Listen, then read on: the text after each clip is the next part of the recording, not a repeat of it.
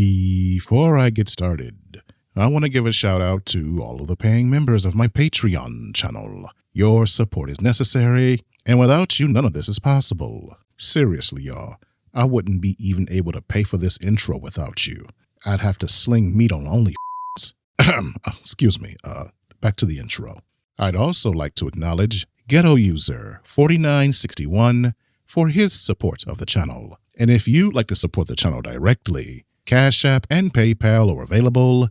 Just be sure to let me know in the for section if it's okay for me to thank you publicly, or else I'll assume you want to remain anonymous. And here we go. Layman's Journal, Chapter 283. I typically don't like speaking on the topic of Ras and racism. I'll do it if necessary, but I generally don't like it because it can divide an audience, and before you know it, that type of content has taken over your channel. But recently I came across a content creator named Chud The Builder. And I use that term lightly because he really isn't a content creator. He's more of an attention-deprived troll. He's one of those obnoxious idiot IRL streamers like Vitali and Johnny Somali, those clowns that go live while doing something stupid in public. But Chud's shtick is a little bit different. He likes to target black people to trigger their reactions by hurling racial epithets at them. He calls them chimps and often refers to them as N-words. And the thing that I find so annoying about this moron is that he fashions himself as a tough guy. He acts like he's brave for doing what he does. But if you've seen his content, you'll notice he always does it in public, after he's gotten the black men he's targeted on camera, with plenty of people around while live streaming. So he does this stuff in the safest way possible, ensuring they won't attack him because people are watching. Which is wise because only a fool would attack someone on camera with witnesses. And as an added precaution, I'm told he also carries. So he's antagonizing them, trying to create an excuse to delete them. He sort of reminds me of that goofball that pretended he was going to fight a tiger for scaring his girlfriend. Like, dude, sit down. You're only acting tough because the tiger is caged. If it were loose, you'd mind your manners. That's Chud the Builder. He's only tough under the right circumstances, when he knows his safety is assured. And unfortunately, there are tons of guys like him on X and Rumble, and typically I ignore them because they're not worth anyone's time. But the reason why I'm talking about this guy, this Chud the Builder, is because he's gone viral for his latest stunt. Free man who's probably gay and needs to get some help. What's that? Gay low-key. We'll count to three. I'm being nice right now.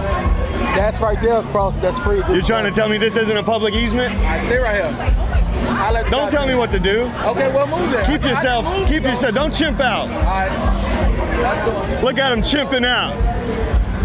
Be a good boy. You heard me. Dumbass. You heard me.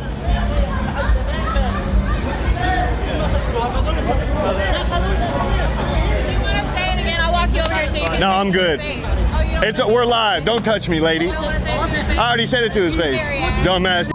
Now this turned head for several reasons. One being Kick suspending him, because Kick is supposed to be the free speech alternative to Twitch. And in the mind of someone like Chud, that means going around and being overtly racist and offensive. But the reason why I'm discussing it is because of Jason Whitlock, aka Nelson Fatback. The Democrats and the left have trained black people. We'll tell you when to get emotional. We'll tell you when to speak up and speak out. We are treated as trained animals. We're being laughed at as trained animals. Easy to control. You want a biscuit? Do this. We're not in control of our own thoughts and emotions. We wait for the Democrat Party and leftists and social media to tell us what to think. It's gotten so bad, this weekend someone asked me a question about a guy that's been coming to Nashville and coming to like Broadway on Nashville and trolling black people to see if he can trigger them and get them emotional. I had never heard of him. I think they call him Chud The Builder. I had Never heard of him until yesterday or the day before when someone asked me about him.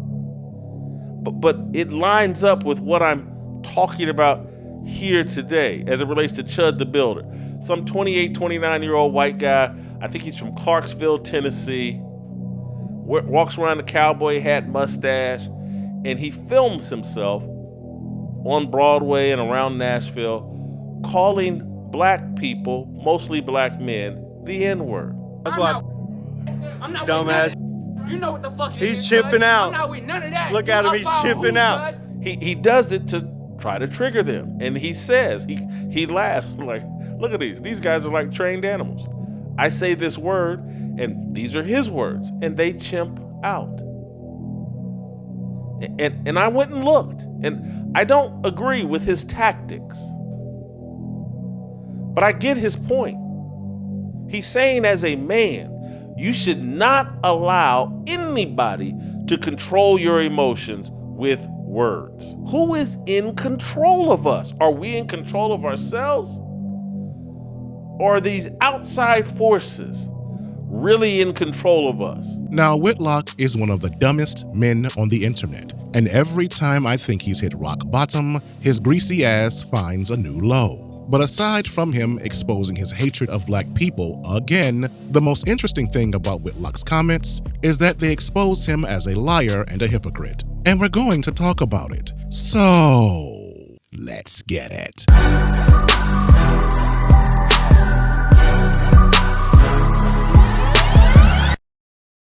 Now, to understand why Jason Whitlock is such a hypocrite, I need you to understand who his bosses are. You see, Whitlock, after being fired from ESPN, Fox Sports, and Outkick, took his big ass over to Blaze Media, which is odd because Blaze Media is a conservative rag.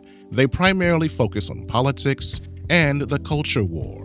And Whitlock has been in the game for 3 decades as a sports guy. Not only that, but you'd think he'd have the funds and ingenuity to start his own media network or his own channel, that he wouldn't need to have a job. But then again, this is Jason Whitlock we're talking about. Someone as stupid and lazy as he is doesn't have the capacity to accomplish something of that magnitude. So he has to work for the Blaze, because that's the only media outlet that would hire him. But getting back to my point, the Blaze is owned by Glenn Beck and Mark Levin.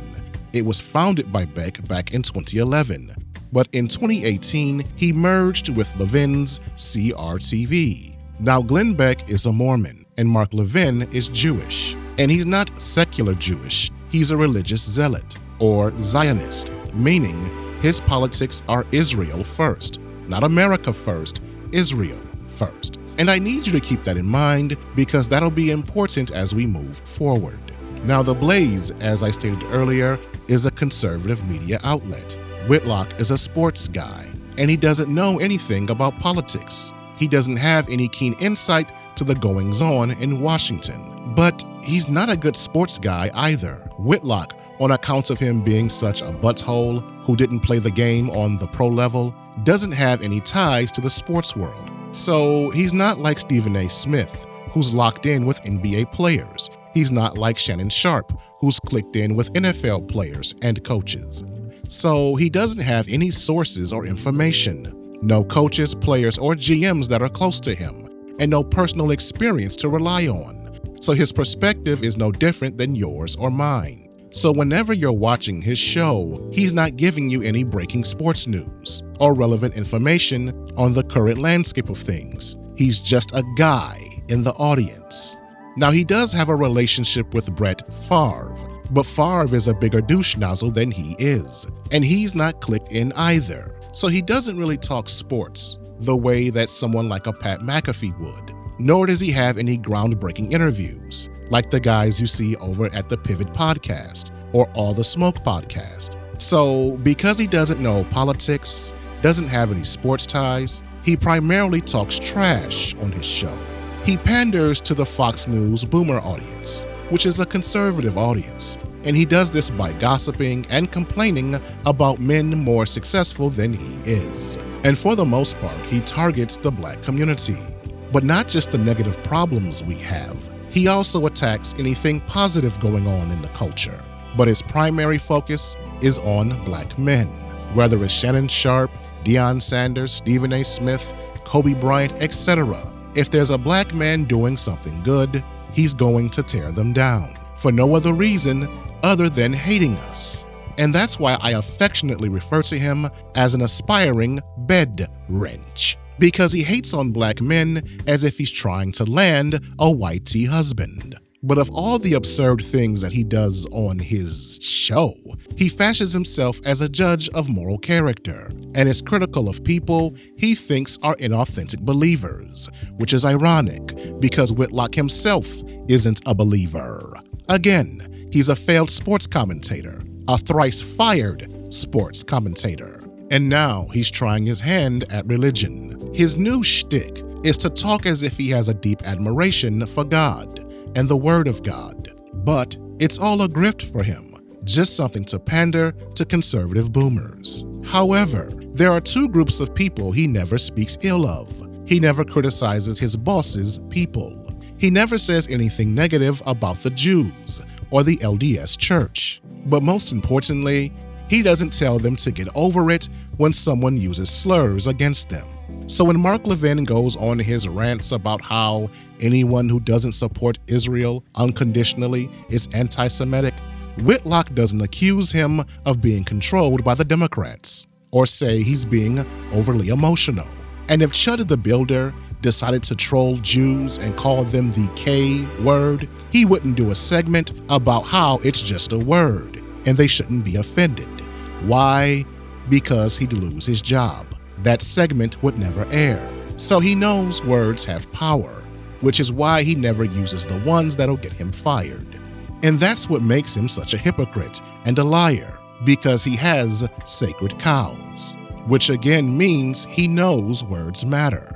But at the same time, he wants black people to not be offended by the N-word, even though he'd never come at Mark Levin or Glenn Beck with that smoke. Nor would he defend Chud the Builder if he were mocking their people. So he's only saying the stuff he's saying because he knows the people in his audience have a problem with black people, because they want to use the N-word without repercussion. And that's what this is really about. This is the whole "why can't white people say it too?" But this kind of behavior is on par for Jason Whitlock. I know I said it's a new low, but I never accused him of being smart. So I'm going to let those be my final thoughts. But before I go, please check out my latest project on Patreon. Laymans Journal Chapter 277. Unless you've been living under a rock, you've heard of the 4-time Academy Award-winning film Sinners, written, directed, and produced by Ryan Coogler. It's a supernatural horror film set in the Jim Crow South of Mississippi. It's about twin brothers who return home to start a juke joint when suddenly they're attacked by a horde of hungry vampires. And on its surface, it comes across as a straightforward action film, just a group of makeshift vampire slayers trying to survive the night. And for those who missed the subtle metaphors and historical context of the film, that's exactly what it is.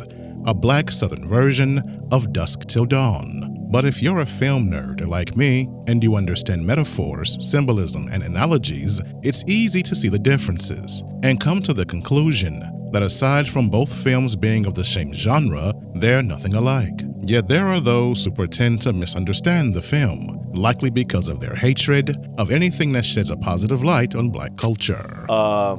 I would give it 0 stars out of 5 stars. But as for me personally, I had no plans on breaking this film down. But given the fact that this is a generational film, one that will be remembered for decades, I felt the need to set the record straight.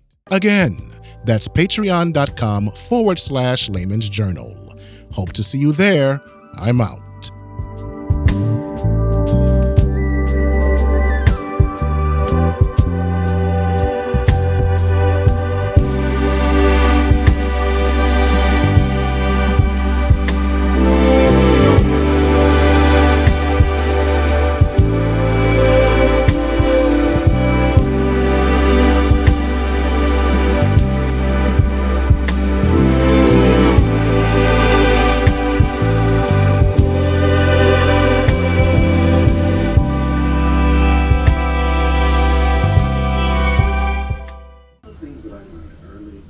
How am I spending my Friday? Some jerk chicken with rice seasoned, red beans, and some bread. Got some red wine over here. And I'm watching Laymans Journal on YouTube. Shout out to the brother Layman. Check him out. I'll leave the link in the description. It's your boy Calvin King. And this is how I'm enjoying my Friday.